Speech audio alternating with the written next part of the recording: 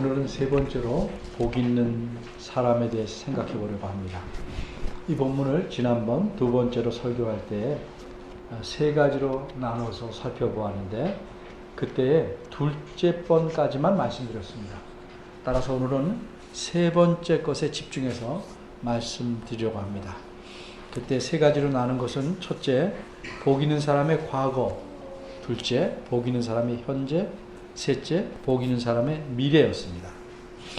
오늘은 미래에 대해서 집중해서 말씀드리겠습니다. 그러나 우리가 기억하는 것은 한계가 있기 때문에 오늘 내용을 잘 이해하기 위해서 복 있는 사람의 과거와 현재에 대해서 간단히 먼저 말씀드리고 셋째 것을 이어서 말씀드리려고 합니다.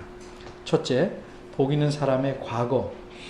복 있는 사람이라 이렇게 시작되는 1절은 사실상 원문에서는 복이 있도다 그 사람은 이렇게 시작합니다.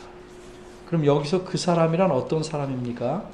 1절과 2절에 나타난 바대로 걷지 않는 사람, 서지 않는 사람, 앉지 않는 사람입니다.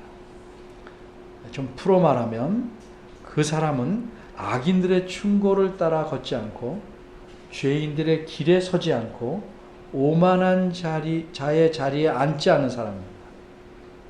아주 묶어서 한마디로 말하면 그는 죄인들의 사는 삶에 발을 들여놓지 않는 사람입니다. 게다가 이 사람은 2절을 보면 하나님의 율법을 밤낮으로 묵상하며 그 말씀대로 살기에 온 마음과 정성을 쏟는 사람입니다. 이런 사람이기에 그는 행복을 누리는 복 있는 사람인 것입니다. 그런데 과연 이런 사람, 즉 전혀 죄에 발을 들여놓지 않는 의인, 그런 의인이 되어야만 행복할 수 있다면 그런 의인에게만 하나님께서 복을 주신다면 도대체 어떤 사람이 행복할 수 있겠는가? 아무도 행복할 수 없습니다. 왜냐하면 사람은 우리 지난번에 살펴본 성경 말씀대로 처음부터 죄인으로 잉태되고 죄인으로 태어나고 죄인으로 평생을 살아가기 때문입니다. 그래서 사람은 하나님의 은혜가 없다면, 하나님의 간섭이 없다면 자기 힘으로는 도저히 의인이 될 수 없고 따라서 결단코 행복할 수가 없습니다. 그러기에 시편 1편 1절에서 말하는 복 있는 사람이란 하나님의 은혜를 이미 얻은 사람을 가리킵니다. 바꿔 말해서 하나님의 은혜로 이미 의인이 된 사람입니다. 그러므로 복 있는 사람이란 이미 과거에 하나님의 은혜로 의인이 되고 그래서 하나님의 자녀가 됐기 때문에 복이 있다, 행복하다 이렇게 선언하고 있는 것입니다. 두 번째입니다. 복 있는 사람의 현재. 여기서 현재라는 말은 지금 당장만 말하는 것이 아니고 이 복 있는 사람이 이 땅에서 살아가는 평생을 포함합니다. 3절은 이 땅에서 평생토록 복을 누리는 사람을 나무에 비유하고 있습니다. 근데 이 나무를 가리켜 시냇가에 심은 나무라고 표현합니다. 근데 여기서 심었다는 말은 원문에서는 독특한 말입니다.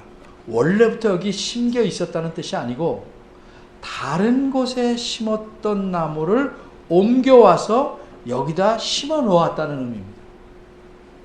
이처럼 원래 심겨진 곳에서 이것 시냇가로 옮겨 심겨진 나무와 같은 사람, 그게 복 있는 사람입니다.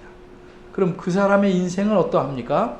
3절 끝에서 말씀한 바와 같이 그 사람이 하는 일은 무엇이든지 형통합니다. 여기서 또 오해하면 안 됩니다. 과연 그런가? 우리가 우리 자신을 돌아봐도 결코 무엇이든지 형통하게 보이진 않습니다. 왜 그렇습니까? 성경 말씀에서 의미하는 형통의 의미가 우리가 생각하는 형통과 다르기 때문입니다. 그러나 그 의미를 알면, 성경적 의미를 알면 여러분은 그렇구나 하고 수긍하실 것입니다. 성경 말씀에서 형통이라는 것은 어려움이 없이 모든 것이 술술 풀려나가는 것을 가리키지 않습니다. 오히려 어려움과 고통이 많아서 힘들지만 그래도 모든 일들이 하나님의 뜻에 맞게 진행되어 나가는 것, 이것을 형통이라고 성경에서 말합니다. 그러니까 형통이라는 것은 하나님을 믿는 사람들에게는 하나님께서 함께 계셔서 하나님께서 원하시는 길로 가도록 이끌어 가시는 것을 의미합니다. 삐뚤어가면 잡아 당겨서 글로 가게 하는 것이 형통이라 이 말입니다. 이것을 사도 바울은 조금 다른 식으로 표현했는데 이렇게 표현했습니다.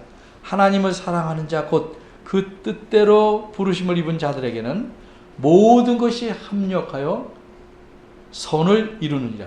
이것이 형통입니다. 그런데 시냇가에 심겨진 나무는 다른 나무들과 다르게 아무 때나 나무가 원할 때마다 열매를 맺는 것입니까? 그렇지 않습니다. 이 나무도 나무입니다. 제철이 돼야 열매를 맺습니다. 무슨 말씀이냐? 복 있는 사람도 역시 다른 사람들처럼 이 땅에서 사람으로 살아가는 겁니다. 공중에서 사는 것이 아닙니다. 그러기에 복 있는 사람이라 할지라도 사람들이 겪어야 하는 일들을 겪게 마련입니다. 그러니까 어려움과 슬픔과 힘듦이 있을 수 있습니다. 그렇지만 복 있는 사람은 시냇가에 심겨진 나무와 같아서 하나님의 특별하신 관심과 돌봄을 받습니다. 그래서 하나님 뜻에 맞게 인생의 모든 과정이 진행되는 것입니다. 자신이 근데 버티면 버틸수록 힘들지만 그래도 하나님의 그 진행하시는 길에서 벗어났다가 다시 들어올 수밖에 없는 것입니다.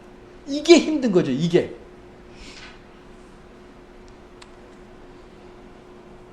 하나님께서 그 복 있는 사람의 인생을 자신의 선하신 뜻대로 이끌어 가십니다. 이것이 형통입니다.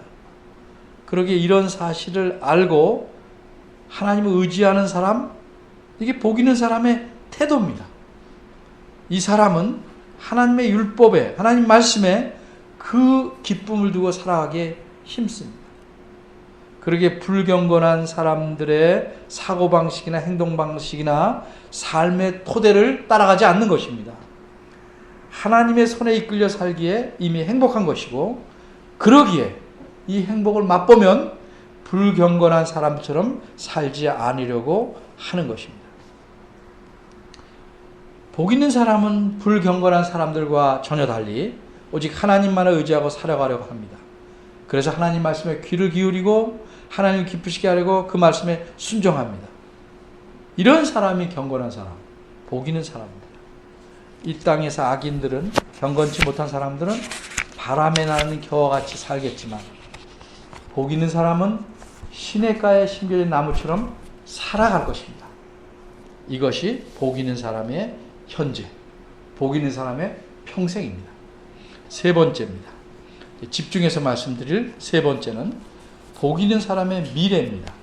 1절과 2절은 복 있는 사람의 과거를 말했습니다. 정확히 말하자면 과거에서 시작된 현재의 삶을 말합니다. 3절과 4절은 복 있는 사람의 현재를 말합니다. 역시 정확히 말하면 현재에서 시작된 평생 계속되는 삶, 이걸 말합니다. 그럼 복 있는 사람의 미래를 말하는 구절은 어디겠습니까? 당연히 5절과 6절 결론 부분입니다. 5절은 그러므로로 시작합니다. 이 그러므로란 말은 결론을 말하려는 것임을 여러분 잘 아실 것입니다.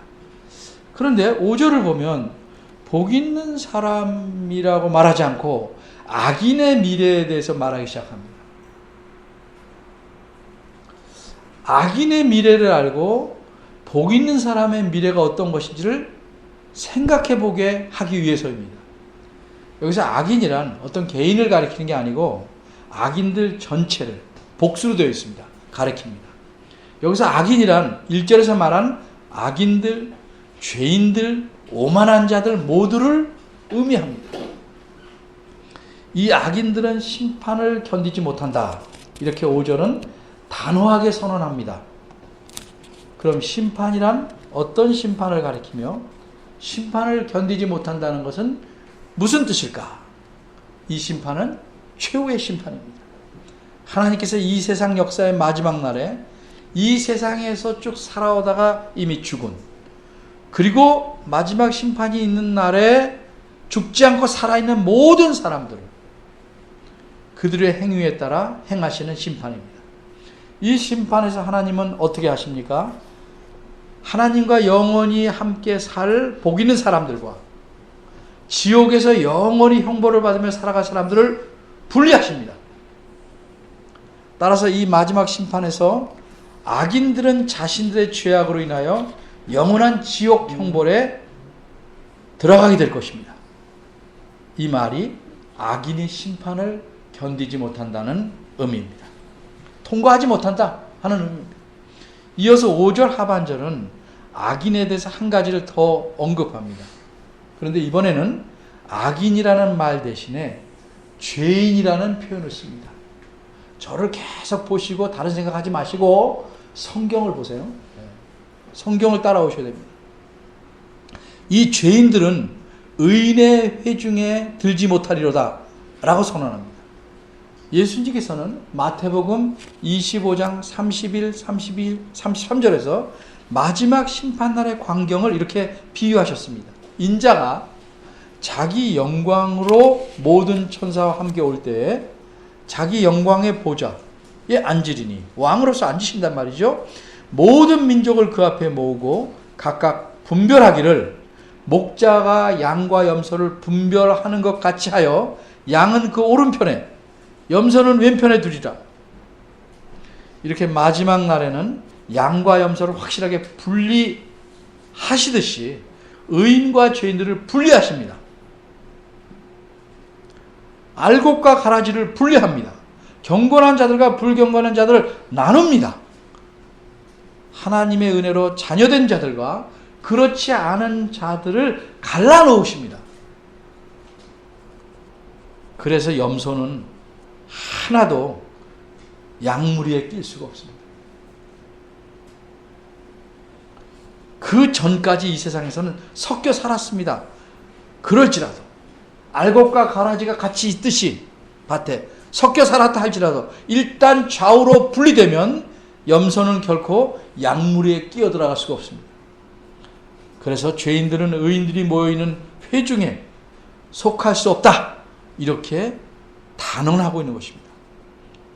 양과 염소가 자기 원하는 대로 원하는 곳에 가서 서는 것이 아니고 목자가 양과 염소를 분리하는 것처럼 심판장이신 예수 그리스도께서 양과 염소를 각각 오른편과 왼쪽으로 확실하게 나누어 두실 것입니다. 그렇기 때문에 염소는 양무리에 낄 수가 없습니다. 의인은 악인의 회중에 들 수가 없는 것입니다. 그런데 그 이유가 뭘까? 본문에서는 악인들이 심판을 견디지 못하고 죄인들이 의인의 회중에 들지 못하게 되는 이유를 이렇게 알려주고 있습니다. 어디서 알려줍니까? 6절입니다. 6절 첫 말씀인 대저라는 말의 뜻은 왜냐하면입니다. 왜냐하면. 그러니까 6절은 이처럼 악인들, 즉 죄인들이 심판을 견디지 못하고 의인의 회중에 들 수 없는 이유를 말해주는 것입니다. 그 이유는 무엇입니까? 한마디로 하나님 때문입니다. 하나님 때문입니다. 여호와 하나님 때문입니다. 6절 상반절은 우리말에서 의인의 길은 여호와께서 인정하시나 이렇게 되어 있습니다. 우리말 성경에서는 의인의 길이 맨 앞에 나옴으로써 마치 강조가 된 것처럼 보입니다. 그러나 원문의 순서는 다릅니다. 우리말 성경에서는 또 인정하신다라고 되어 있습니다만 원어의 의미는 다릅니다. 따라서 이 말씀의 의미를 정확하게 알기 위해서 원문대로 직역하면 이렇습니다. 왜냐하면 여호와께서 아시기 때문이다. 의인들의 길을. 이게 원문의 순서. 여호와께서 아시기 때문이다. 의인들의 길. 5절에서 말씀한 악인들이 심판을 견디지 못하고 죄인들이 의인의 회중에 들지 못하는 이유는 여호와 때문인데 여호와께서 아시기 때문이다.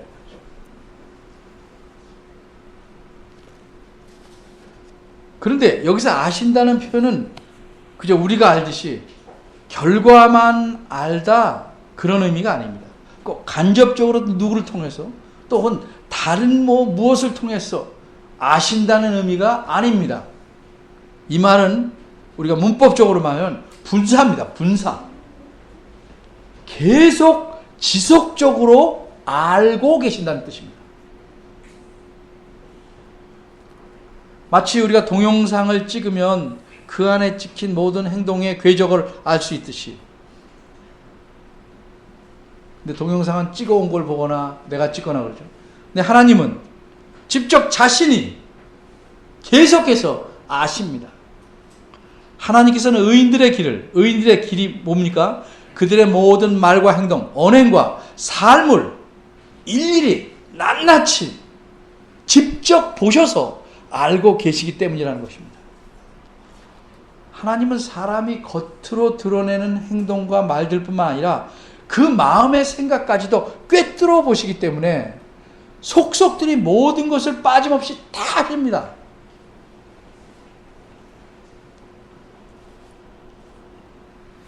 이 말씀이 한편으로 위로가 되면서 한편으로 무척 무서운 겁니다. 뿐만 아니라 하나님은 이 의인들이 어디 있든지 다 보시고 아십니다. 그럼 하나님께서 보셔서 아신다는 것은 뭘 의미합니까? 그저 자세히 보고 아신다는 것으로 그칩니까? 아닙니다. 다 아신다는 말은 무엇을 전제하는 말이냐면 그들의 삶 전체를 인도하시고 보호하시고 챙겨주신다는 겁니다. 다 보시기 때문에 언제 개입할지, 언제 놔둬야 할지, 어떻게 하셔야 할지를 다 하신다는 말입니다. 그리고 알맞게 다 행동하시고 지도하시고 인도하신다는 뜻입니다.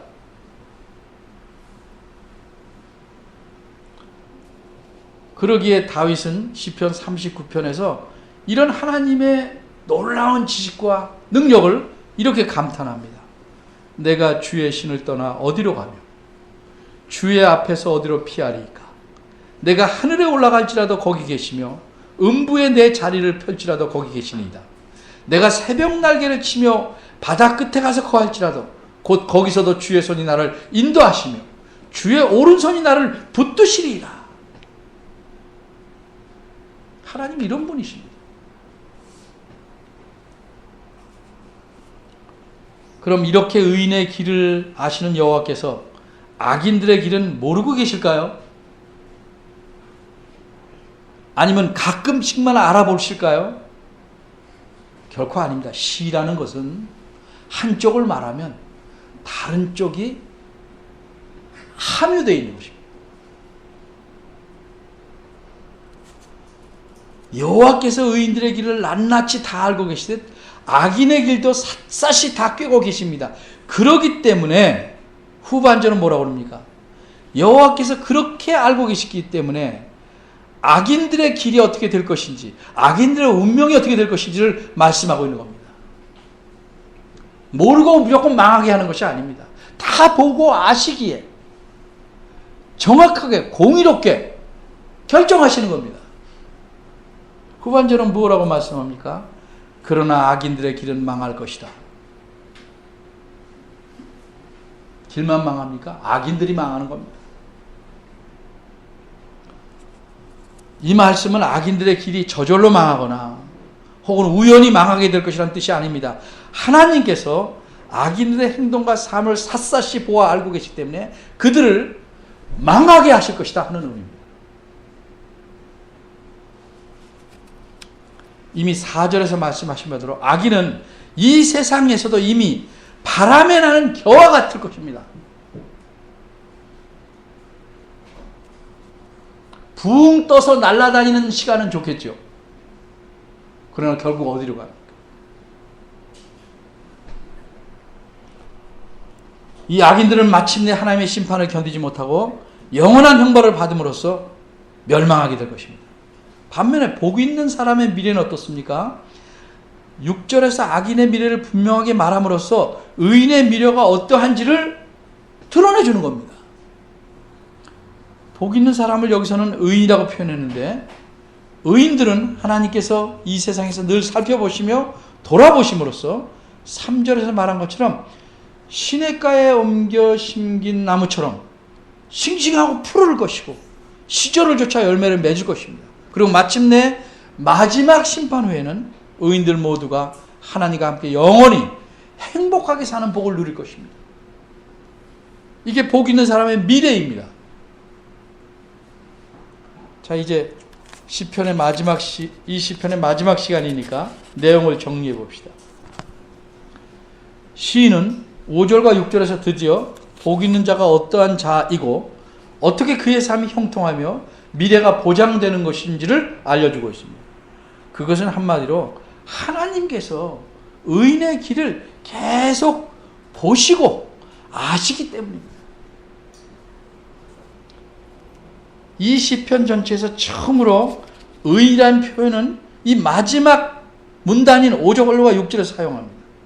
이제껏 악인, 죄인, 오만한 자와 대칭되는 표현으로서 복 있는 사람이라는 말을 쓰고 있었는데, 시인은 마침내 이 복 있는 사람이 어떤 사람인가 5절, 6절에 밝힙니다. 복 있는 사람이 누구냐? 다름 아닌 의인입니다. 시인이 여기서 의인이라는 말을 사용한 것에서 우리는 의도적인 걸 봅니다. 어떤 의도? 하나님의 은혜를 부각시키기 위한 의도입니다. 어떻게 그렇습니까? 우리가 잘 아는 사도 바울이 로마서 3장 10절에서 18절에서 하신 말씀, 인용한 말씀을 생각해 보겠는데, 사도 바울은 로마서 3장 10절 18절에 구약의 여러 시편들을 인용해서 그 시편을 함축해서 그 사상을 알려줍니다. 그 알려준 사상이 뭡니까? 한마디로 이 세상에는 어떤 누구도 의인이 아니라는 겁니다. 스스로 의인이 될 수 있는 사람은 하나도 없다는 것입니다. 그러기에 성경에서 어떤 사람을 의인이라고 말할 때 그것은 하나님과의 관계에서 말한 것이거나 상대적인 의미로 말한 것입니다. 죄가 전혀 없다는 의미가 아니고 상대적인 의미로 말한 것입니다. 정말 죄를 짓지 않는 의인은 하나도 없습니다. 그러기에 의인이라는 것은 하나님의 은혜로 하나님께서 자신의 것으로 삼으신 사람을 가리키는 표현입니다. 그러니까 1절 시작에 복 있는 사람은 어떤 사람인가? 하나님의 은혜로 이미 의인이 된 사람입니다. 이런 사람은 그 행동 거지와 마음이 1절, 2절에서 말한 것과 같아야 한다는 겁니다. 악인의 충고를 따르지 않고 죄인의 길에 서지 않고 오만한 자리에 앉지 않고 여호와의 말씀을 즐거워하고 주야로 그 말씀을 의지하고 사는 것, 그래야 한다는 겁니다.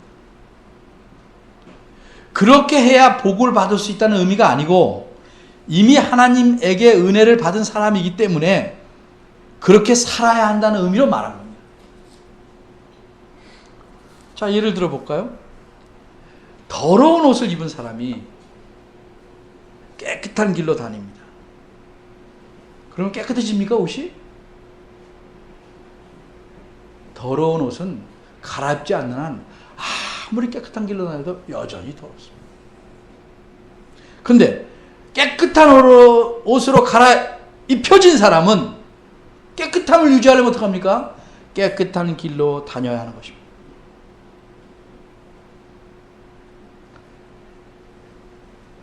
우리는 하나님의 은혜를 입어서 깨끗한 게 된 겁니다.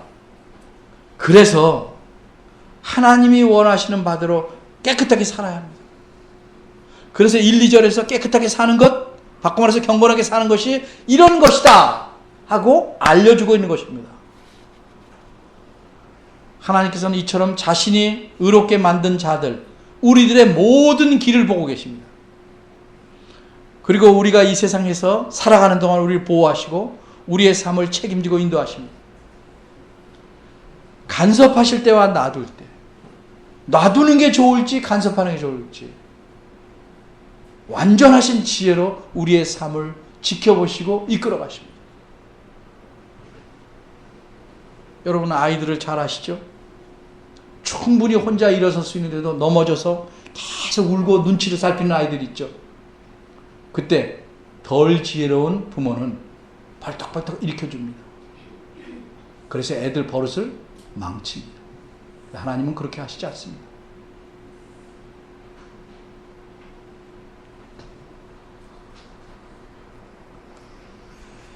하나님께서 우리의 모든 것을 보시고 아시고 그래서 우리가 하나님의 뜻대로 살아가도록 하십니다.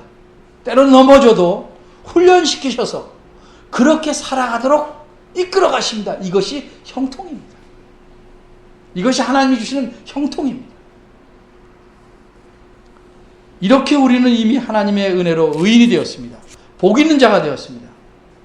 뿐만 아니라 우리는 멸망하지 않을 뿐더러 이 세상에서 말씀드린 대로 하나님의 철저한 돌보심과 인도하심으로 살아가는 것입니다.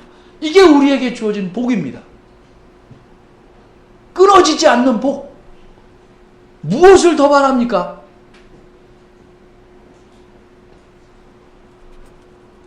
이 모든 복이 여호와 하나님께서 주신 것이고 그리스도 안에서 누리게 된 것입니다.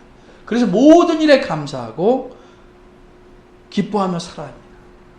그리고 감사의 표시는 어떻게 하는 겁니까? 그냥 고개만 끄덕이면 됩니까? 늘 하나님 말씀에 귀를 기울이고 그 말씀을 묵상하기를 기뻐하고 그 말씀대로 살도록 힘써야 하는 겁니다. 이게 감사의 표시입니다. 불경건한 자들이 사는 방식으로 그들의 사고와 생활 방식으로 아버지 부모님이 없는 고아가 사는 방식으로 오직 자기 것만 챙기려고 눈이 반짝반짝하면서 사는 거 아닙니다.